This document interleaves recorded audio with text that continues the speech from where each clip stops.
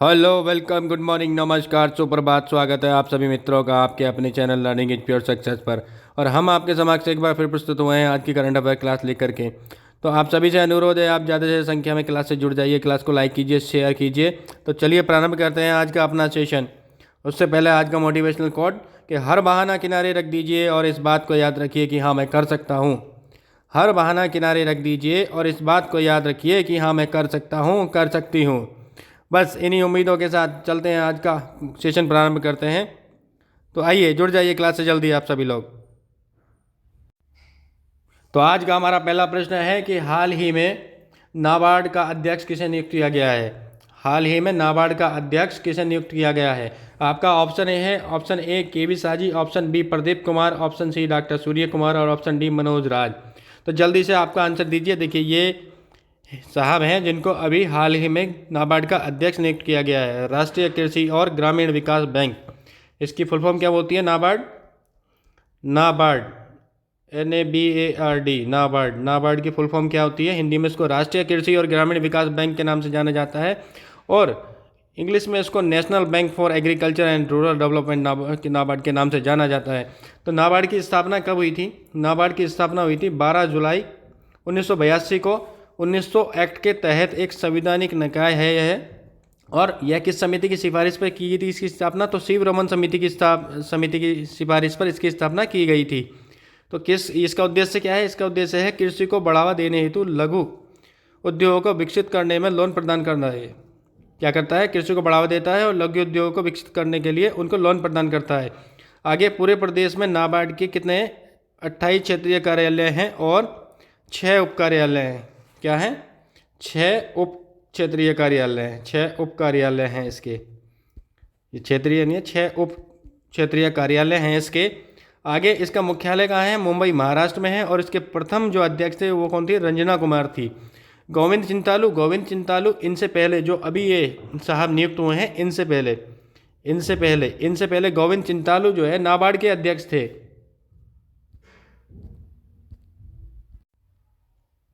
तो आंसर दीजिए जल्दी से अपना। राइट आंसर क्या होगा? यहाँ पे ध्यान रखना, यहाँ पे उप क्षेत्रीय कार्यालय है। उप क्षेत्रीय कार्यालय हैं कितने हैं? 6 हैं। तो क्या है आपका आंसर? क्या होगा? Answer A is the right answer, KV. साजी। के.वी. साजी को हाल ही में नाबार्ड का जो है अध्यक्ष नियुक्त किया गया है। इनके बारे में हम बताते हैं आपको कि ये सिंडिकेट बैंक और केनरा बैंक के विलय में इन्होंने महत्वपूर्ण भूमिका निभाई थी। और ये केनरा बैंक के कॉरपोरेट कार्यालय में रणनीति, योजना, व्यवसाय विकास के प्रभारी थे। और 7 दिसंबर को इन्हें नाबार्ड का अध्यक्ष नामित किया गया। 7 दिसंबर 2022 को इन्हें जो है नाबार्ड का अध्यक्ष नामित किया गया। और पूर्व में 21 मई 2020 तक नाबार्ड के प्रबंधक निदेशक DMD के रूप में भी इन्होंने कार्य किया है। तो बहुत ही महत्वपूर्ण है आपका नाबार्ड। ये परीक्षा में आपकी आ ही जाता है कहीं ना कहीं से। तो बहुत इंपॉर्टेंट करंट अफेयर का सेशन हम लेकर के आए हैं। तो आपकी परीक्षा की दृष्टि से बहुत ही महत्वपूर्ण है। सभी एग्जाम के अंदर करंट अफेयर पूछी ही जाती है अब। तो आपको हमने बता दिया नाबार्ड के बारे में। तो चलिए चलते हैं अगले प्रश्न की ओर। स्क्रीनशॉट लेना चाहें स्क्रीनशॉट ले सकते हैं।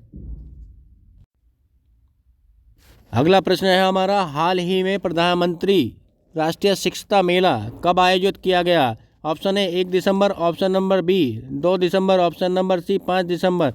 यहाँ पे ये ऑप्शन आप सही कर लेना। ये नहीं सही है, ऑप्शन सही है। तो ऑप्शन नंबर ए 1 दिसंबर, ऑप्शन नंबर बी 2 दिसंबर, ऑप्शन नंबर सी 5 दिसंबर, ऑप्शन नंबर डी 12 दिसंबर। तो बताइए आपका राइट आंसर क्या होगा। तब तक हम आपको यहाँ बता देते हैं कि विश्व एड्स दिवस और BSF का स्थापना दिवस कब मनाया जाता है? तो बता देते हैं आपको, ये 1 दिसंबर को मनाया जाता है। कब मनाया जाता है? 1 दिसंबर को विश्व एड्स दिवस और BSF का स्थापना दिवस मनाया जाता है। 2 दिसंबर को क्या मनाया जाता है? 2 दिसंबर को विश्व कंप्यूटर साक्षरता दिवस मनाया जाता है। और 5 दिसंबर को विश्व मृदा दिवस अभी हाल ही में बनाया गया है। और आपका राइट आंसर क्या होगा बताइए। तो आपका राइट आंसर होगा 12 दिसंबर। 12 दिसंबर को हाल ही में प्रधानमंत्री राष्ट्रीय शिक्षता मेला आयोजित किया गया। और यहाँ देखिए, अंतर्राष्ट्रीय मानवाधिकार दिवस बहुत ही महत्वपूर्ण है, परीक्षा में पूछा जाता है। तो ये कब मनाया जाता है? 10 दिसंबर को मनाया जाता है। कब मनाया जाता है? 10 दिसंबर को जो है अंतर्राष्ट्रीय मानवाधिकार दिवस मनाया जाता है। बहुत इंपॉर्टेंट है। चलिए चलते हैं अगले प्रश्न की ओर। अगला प्रश्न है हमारा, हाल ही में हिमाचल प्रदेश के 15वें मुख्यमंत्री कौन बने हैं? यानी कि हाल ही में हिमाचल प्रदेश के 15वें मुख्यमंत्री के रूप में किसने शपथ ली है? Option A Mukesh Agnihotri, option B Sukhvinder Singh Sukhu, option number C Pratibha Singh और option number D Arvind Rana. तो जल्दी से अपना कमेंट दीजिए, जल्दी से कमेंट कीजिए, जल्दी से राइट ऑप्शन बताइए, क्लास को लाइक कीजिए, शेयर कीजिए। तब तक आपको बता देते हैं कि हिमाचल प्रदेश में हाल ही में 14वीं विधानसभा के लिए चुनाव हुए, जिसमें कांग्रेस पार्टी ने 68 विधानसभा सीट जो है 68 विधानसभा सीटों में से 40 विधानसभा सीट, कितनी 40 विधानसभा सीट जो है इस पे जीत हासिल की है। और बहुमत का आंकड़ा कितना है? बहुमत का आंकड़ा है 35। बहुमत का आंकड़ा कितना है? 35 है। तो क्या हिमाचल प्रदेश में 14वीं विधानसभा के हाल ही में चुनाव हुए, जिसमें कांग्रेस पार्टी ने 68 वोट जो है 68 सीट जो है प्राप्त की। 68 सीटों में से 40 विधानसभा सीटें जीती हैं, जिसमें बहुमत का आंकड़ा 35 है। और यहाँ आपको बता दें कि हिमाचल प्रदेश की स्थापना 25 जनवरी 1971 को हुई थी। 25 जनवरी 1971 को हिमाचल प्रदेश की स्थापना हुई थी और इसकी राजधानी शिमला और धर्मशाला, इसकी 2 राजधानियाँ हैं। और इसके राज्यपाल हैं राजेंद्र सिंह विश्वनाथ अर्लेकर। ये अर्लेकर हैं, ध्यान रखना है यहाँ पे, इनका पूरा नाम है राजेंद्र विश्वनाथ अर्लेकर। ये यहाँ के राज्यपाल हैं। और यहाँ का राजकीय पशु जो है वो हिम तेंदुआ है। और यहाँ का लोक नृत्य देखिए छपेली, चंबा, थाली, बड़े ही इंपॉर्टेंट है, ये परीक्षा में पूछे जाते हैं आपसे। तो यहाँ के लोक नृत्य छपेली, चंबा और थाली यहाँ के लोक नृत्य हैं। और बहुत ही महत्वपूर्ण बात एक और यहाँ पे कि हर घर LPG वाला पहला राज्य, हर घर LPG वाला पहला राज्य, हर घर LPG वाला पहला राज्य कौन सा है? तो हिमाचल प्रदेश ही हर घर LPG पहुँचाने वाला पहला राज्य है। और यहीं इसी साथ ध्यान रखिएगा कि ड्रोन नीति बनाने वाला पहला देश कौन सा है? पहला देश का पहला राज्य, ड्रोन नीति बनाने वाला देश का पहला राज्य कौन सा है? तो हिमाचल प्रदेश है। कौन है? हिमाचल प्रदेश है। तो राइट आंसर आपका क्या होगा? Option number B is the right answer, Sukhvinder Singh Sukhu. Sukhvinder Singh Sukhu हाल ही में हिमाचल प्रदेश के 15वें मुख्यमंत्री के रूप में जो है वहाँ के मुख्यमंत्री बनाए गए हैं। मुकेश अग्निहोत्री, मुकेश अग्निहोत्री कौन है? ये आप ध्यान रखिएगा कि ये उप मुख्यमंत्री हैं। कौन है ये? उप मुख्यमंत्री हैं। ये भी आप ध्यान रखिएगा, ये भी आप ध्यान रखिएगा, मुकेश अग्निहोत्री उप मुख्यमंत्री हैं। चलिए चलते हैं अगले प्रश्न की ओर। स्क्रीनशॉट लेना चाहें स्क्रीनशॉट ले सकते हैं। चलिए क्लास को लाइक कीजिए, शेयर कीजिए। कैसी लग रही है आपको क्लास? चलिए चलते हैं आगे की ओर। हमारा आज का अगला प्रश्न है, हाल ही में कर्नाटक के मंदिरों में होने वाली सलाम आरती को, इसका नाम बदलकर क्या कर दिया गया है? हाल ही में कर्नाटक के मंदिरों में होने वाली सलाम आरती का नाम बदलकर क्या कर दिया गया है? बड़ा ही इंपॉर्टेंट है, बड़ा ही इंपॉर्टेंट है। ऑप्शन ए ईश्वर आरती, ऑप्शन बी संध्या आरती, ऑप्शन सी मंदिर आरती, ऑप्शन नंबर डी भगवान आरती। तो जल्दी आंसर दीजिए अपना राइट आंसर क्या, जल्दी बताइए आपका राइट आंसर क्या होगा। तो यहाँ हम आपको बता दें कि ऐसा ज्ञात हुआ है कि 18वीं शताब्दी में मैसूर के शासक टीपू ने इन मंदिरों में अपनी यात्रा के दौरान आरती का नामकरण किया था। क्या? सलाम आरती, इसका नामकरण किया था। तो जल्दी से राइट आंसर दीजिए अपना राइट आंसर बताइए क्या होगा राइट आंसर। तो option number B is the right answer, Sandhya Aarti. तो हाल ही में कर्नाटक के मंदिरों में होने वाली सलाम आरती को जो है संध्या आरती, क्या? संध्या आरती नाम दिया गया है, संध्या आरती नाम दिया गया है। तो इंपॉर्टेंट है, ध्यान रखिएगा परीक्षा की दृष्टि से। चलिए चलते हैं अगले महत्वपूर्ण प्रश्न की ओर। तो आज का अगला प्रश्न है, हाल ही में प्रधानमंत्री नरेंद्र मोदी ने किस राज्य में 6वीं वंदे भारत ट्रेन को हरी झंडी दिखाई? इंपॉर्टेंट है, नोट डाउन कर लीजिएगा, इंपॉर्टेंट है, परीक्षा में पूछा जाएगा, इंपॉर्टेंट है, very important. Option A Maharashtra, option B Goa, option C Kerala, option D Karnataka. जल्दी से बताइए आपका राइट आंसर क्या होगा। तो जल्दी से बताइए आपका राइट आंसर क्या होगा। Option number A Maharashtra, option number B Goa, option number C Kerala और ऑप्शन नंबर डी कर्नाटका। तो यहाँ बता देते हैं, यह एक्सप्रेस ट्रेन बिलासपुर छत्तीसगढ़ से नागपुर महाराष्ट्र तक चलेगी। और मुंबई अहमदाबाद वंदे मातरम एक्सप्रेस के बाद यह भारत की दूसरी वंदे एक्सप्रेस ट्रेन है। कौन सी है? सेकंड है। पहली कौन सी थी? मुंबई अहमदाबाद वंदे एक्सप्रेस ट्रेन। आगे वंदे भारत भारतीय रेलवे द्वारा विकसित एक स्वदेशी सेमी हाई स्पीड ट्रेन है। और सरकार का 15 अगस्त 2023 तक देश में 75 वंदे भारत एक्सप्रेस ट्रेनें चलाने का जो है प्रस्ताव है, या सरकार ने लक्ष्य रखा है। कितनी? 75 वंदे एक्सप्रेस 75 वंदे एक्सप्रेस वर्ष 2023 तक चलाने का प्रस्ताव है सरकार का। तो इम्पोर्टेंट है आपकी परीक्षा की दृष्टि से।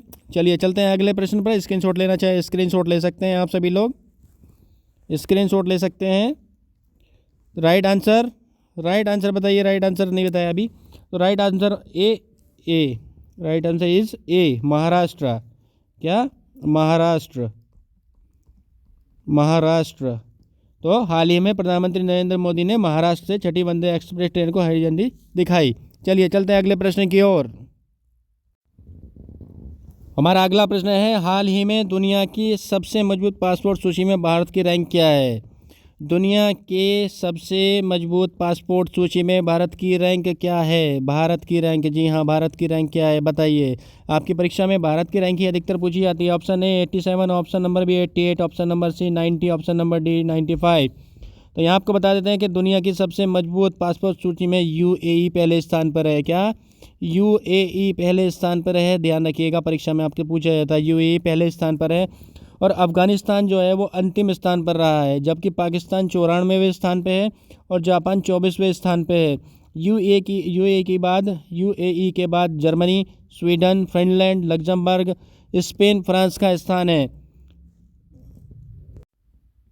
आगे आपका हेनले पासपोर्ट के लिस्ट में इस वर्ष की शुरुआत में जापान के पासपोर्ट को दुनिया के सर्वश्रेष्ठ पासपोर्ट के रूप में स्थान दिया गया था। यानी कि इस वर्ष के शुरुआती दौर में जापान को जो है दुनिया का सर्वश्रेष्ठ पासपोर्ट जो है इसका जो है पुरस्कार दिया गया था, यानी कि जापान को सर्वश्रेष्ठ सूची में रखा गया था। तो आपका ऑप्शन राइट क्या होगा जल्दी से बताइए। स्क्रीनशॉट लेना चाहें स्क्रीनशॉट ले सकते हैं। जल्दी से अपना आंसर दीजिए। आपका राइट आंसर क्या होगा? राइट आंसर क्या होगा आपका? तो राइट आंसर इज ए 87। तो 87 रैंक है भारत की। 87 रैंक पे भारत है सबसे मजबूत पासपोर्ट सूची में। तो क्या है, दुनिया की सबसे मजबूत पासपोर्ट सूची में शीर्ष स्थान पर यूएई पहले स्थान पर है, अफगानिस्तान अंतिम स्थान पर है और पाकिस्तान 94वें स्थान पर है, जबकि जापान 24वें स्थान पर है इस समय, जबकि इस वर्ष के इस शुरुआत में सर्वश्रेष्ठ स्थान पर था, पहले स्थान पर था। यूएई के बाद Germany, Sweden, Finland, Luxembourg, Spain और फ्रांस का स्थान है। हेनले पासपोर्ट की लिस्ट में इस वर्ष की शुरुआत में जापान था, हमने आपको बताया, और यह पासपोर्ट दुनिया के सर्वश्रेष्ठ पासपोर्ट के रूप में स्थान दिया गया था जापान को। चलिए चलते हैं अगले प्रश्न की ओर। अब यहाँ पे अगले प्रश्न से पहले कुछ इंपॉर्टेंट सूचकांक के बारे में बात कर लेते हैं जो बहुत महत्वपूर्ण है और आपकी परीक्षा में छपेंगे। तो यहाँ पे आप देखिए, विश्व खुशहाली सूचकांक में भारत की रैंक कितनी है? 136 है। ग्लोबल हंगर इंडेक्स के अंदर भारत की रैंक कितनी है? 107 है। आगे आपका विश्व प्रेस स्वतंत्रता सूचकांक में भारत की रैंक कितनी है? 150 है। आगे आपका वैश्विक लैंगिक अंतर सूचकांक में भारत की रैंक कितनी है? 135 है। आगे आपका विश्व प्रतिस्पर्धात्मकता सूचकांक में भारत की रैंक कितनी है? 37 है। आगे ग्लोबल इनोवेशन इंडेक्स के अंतर्गत भारत की रैंक 40 है। और आगे पर्यावरण प्रदूषण सूचकांक के अंतर्गत भारत की रैंक कितनी है? 180 है। तो ये सभी आपकी परीक्षा की दृष्टि से वेरी इंपॉर्टेंट हैं, ये सभी वेरी वेरी इंपॉर्टेंट हैं। इसको आप जो है नोट डाउन कीजिएगा और स्टडी कीजिएगा। चलिए स्क्रीनशॉट लेना चाहें तो स्क्रीनशॉट आप सभी ले सकते हैं। इसका स्क्रीनशॉट लेना चाहें स्क्रीनशॉट ले सकते हैं, लीजिए स्क्रीनशॉट ले लीजिए। चलिए चलते हैं अगले प्रश्न की ओर।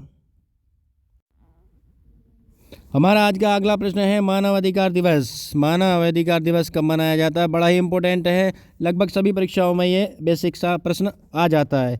मानव अधिकार दिवस कब मनाया जाता है? ऑप्शन ए 5 दिसंबर, ऑप्शन नंबर बी 6 दिसंबर, ऑप्शन नंबर सी 10 दिसंबर और ऑप्शन नंबर डी 11 दिसंबर। तो बताइए राइट आंसर आपका क्या होगा। तब तक हम आपको यहाँ बता देते हैं कि मानव अधिकार दिवस वर्ष 2022 के लिए मानव अधिकार दिवस की थीम क्या है। तो वर्ष 2022 के लिए मानव अधिकार दिवस की थीम क्या है? गरिमा, स्वतंत्रता तथा सभी के लिए न्याय, यानी कि dignity, freedom and justice for all. Dignity, freedom and justice for all. तो गरिमा, स्वतंत्रता तथा सभी के लिए न्याय, यह वर्ष 2022 के लिए जो है अंतर्राष्ट्रीय मानवाधिकार दिवस की थीम है। ये आप ध्यान रखिएगा, महत्वपूर्ण है परीक्षा की दृष्टि से। आगे 1948 में जो है संयुक्त राष्ट्र महासभा द्वारा मानव अधिकारों की सार्वभौमिक घोषणा की स्मृति में यह हर साल 1950 से मनाया जाता है। तो कब मनाया जाता है? 10 दिसंबर को। कब मनाया जाता है? Option C is the right answer. 10 दिसंबर को राष्ट्रीय मानवाधिकार दिवस मनाया जाता है। तो बड़ा ही इंपॉर्टेंट है आपकी परीक्षा की दृष्टि से। स्क्रीनशॉट लेना चाहे स्क्रीनशॉट ले सकते हैं। चलिए चलते हैं अगले प्रश्न की ओर। अगला इंपॉर्टेंट क्वेश्चन है कि भारत के पहले कार्बन न्यूट्रल पार्क का उद्घाटन किस राज्य में किया गया है? Option A Kerala, option number B Karnataka, option number C Meghalaya, option number D Manipur. Option number A Kerala, option number B Karnataka, option number C Meghalaya और ऑप्शन नंबर डी मणिपुर। जल्दी से अपना राइट आंसर बताइए, क्या होगा आपका राइट आंसर। तब तक हम आपको कार्बन न्यूट्रल बारे में बताते हैं कि कार्बन न्यूट्रल है क्या, पहले ये जान लीजिए आप।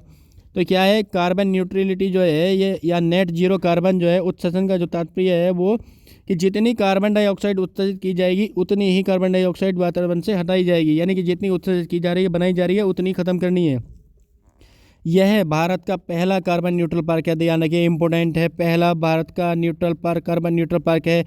और 10 दिसंबर 2022 को केरल के एर्नाकुलम के अलवा में केरल के मुख्यमंत्री पिनाराई विजयन के द्वारा राज्य बीज फार्म का उद्घाटन किया गया है। आगे देखिए आपका भारतीय विमानपत्तन प्राधिकरण द्वारा लेह हवाई अड्डे को कार्बन न्यूट्रल हवाई अड्डा के रूप में बनाया जा रहा है, जो कि भारत का पहला है। देखिए इंपॉर्टेंट क्वेश्चन है, यहाँ से प्रश्न आपका परीक्षा में बनेगा ही बनेगा, इंपॉर्टेंट है, लिख लीजिए, बनेगा।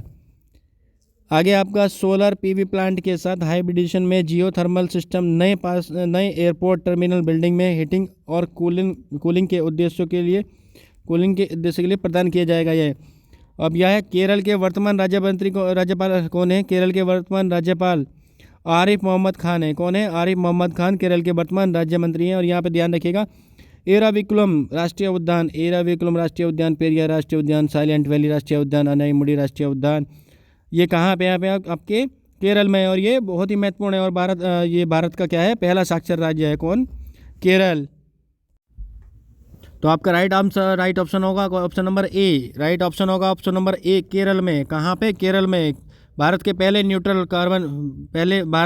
कार्बन न्यूट्रल पार्क का उद्घाटन किया जा रहा है।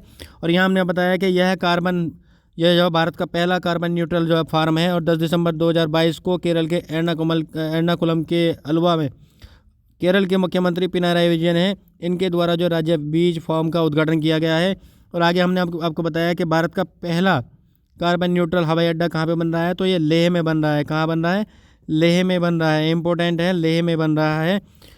और आगे केरल के वर्तमान राज्यपाल कौन है? तो आरिफ मोहम्मद खान है केरल के वर्तमान राज्यपाल। और एराविकुलम इसके बारे में बता देते हैं कि यह केरल का सबसे बड़ा क्या है? केरल का सबसे बड़ा राष्ट्रीय उद्यान है। कितना है? केरल का सबसे बड़ा राष्ट्रीय उद्यान सबसे बड़ा राष्ट्रीय उद्यान है ये। कितने एरिया में फैला हुआ है ये? 97 वर्ग किलोमीटर में फैला हुआ है। 97 किलोमीटर स्क्वायर में ये फैला हुआ है, 97। तो और क्या है? केरल क्या है? भारत का पहला साक्षर राज्य है। तो इंपॉर्टेंट है परीक्षा की दृष्टि से। चलिए स्क्रीनशॉट लेना चाहे स्क्रीनशॉट ले सकते हैं। चलिए चलते हैं अगले प्रश्न की ओर। स्क्रीनशॉट लेना चाहे स्क्रीनशॉट ले सकते हैं। आगे आपको बताया था कि भारत का 2022 में पहला, यानी कि जैसे कि यहाँ पे है भारत का पहला वर्चुअल स्कूल कहाँ खोला गया है? तो भारत का पहला वर्चुअल स्कूल दिल्ली में खोला गया है। कहाँ खोला गया है? दिल्ली में खोला गया है। नेक्स्ट है आपका भारत का पहला नाइट सफारी पार्क कहाँ पे है? लखनऊ के कुकरेल जंगल में जो है स्थापित किया गया है। आगे क्या है आपका? आगे है आपका विश्व का सबसे बड़ा सफारी पार्क ये कहाँ पे है? गुरुग्राम हरियाणा में है। अगला है आपका भारत का पहला लिथियम सेल निर्माण संयंत्र। इम्पोर्टेंट है, यहाँ से प्रश्न आएगा। इम्पोर्टेंट तो कहाँ पे है? तिरुपति आंध्र प्रदेश में है। तो बहुत ही इंपॉर्टेंट फैक्ट है, स्क्रीनशॉट लेना चाहें स्क्रीनशॉट ले सकते हैं। बहुत ही इंपॉर्टेंट फैक्ट है ये, जो परीक्षा में पूछे जाते हैं आपसे। तो हमने आपको बताया कि भारत का पहला वर्चुअल स्कूल कहाँ पे है? दिल्ली में है। और आगे हमने बताया भारत का पहला नाइट सफारी पार्क कहाँ पे है? लखनऊ के कुकरेल जंगल में। आगे विश्व का सबसे बड़ा सफारी पार्क गुरुग्राम हरियाणा में है। और आगे भारत का पहला लिथियम सेल निर्माण संयंत्र कहाँ पे है? तिरुपति आंध्र प्रदेश में। तो बड़ा ही इंपॉर्टेंट है, लिख लीजिए, नोट कर लीजिए, स्क्रीनशॉट ले लीजिए। चलिए चलते हैं आगे की और। बताइए क्लास आपको कैसी लग रही है? क्लास को लाइक कीजिए, शेयर कीजिए। चलिए चलते हैं अगले प्रश्न पर। तो आज की क्लास का अगला प्रश्न और आज की क्लास का अंतिम महत्वपूर्ण प्रश्न है ये। हाल ही में किस भारतीय स्टार्टअप को वर्ष 2022 का अर्थशॉट पुरस्कार दिया गया है? क्या अर्थशॉट पुरस्कार दिया गया है? अर्थशॉट, जैसे कि आप इसके नाम से ही समझ रहे होंगे कि यह पर्यावरण के क्षेत्र में दिया जाता है। किस में दिया जाता है? पर्यावरण के क्षेत्र में दिया जाता है। किस में? पर्यावरण के क्षेत्र में दिया जाता है यह पुरस्कार। तो हाल ही में किस भारतीय स्टार्टअप को वर्ष 2022 के लिए अर्थशॉट का पुरस्कार जो है दिया गया है? क्या अर्थशॉट का पुरस्कार दिया गया है? तो बताइए, राइट आंसर आपका क्या होगा? Option number A Udan, option number B Garud, option number A Udan, option number B Garud, option number C Kheti, option number D Prayag. तो आपको जब तक इसके बारे में हम जानकारी दे देते हैं तब तक आप अपना ऑप्शन दीजिए। तो यह प्रतिष्ठित पुरस्कार जो है पर्यावरण से संबंधित है। क्या है? यह प्रतिष्ठित पुरस्कार पर्यावरण से संबंधित है। और अर्थशॉट पुरस्कार की स्थापना ब्रिटेन के प्रिंस विलियम ने की थी। किसने की थी? ब्रिटेन के प्रिंस विलियम ने की थी। और खेती ने प्रोटेक्ट एंड रिस्टोर नेचर श्रेणी में यह पुरस्कार जीता है। किसने? जी हाँ, बिल्कुल, C is the right answer. C is the right answer. Kheti ने जो है भारतीय स्टार्टअप वर्ष 2022 का अर्थशॉट पुरस्कार जीता है। अब बता दें आपको कि तेलंगाना में स्थित एक खेती स्टार्टअप ने, कहाँ पे?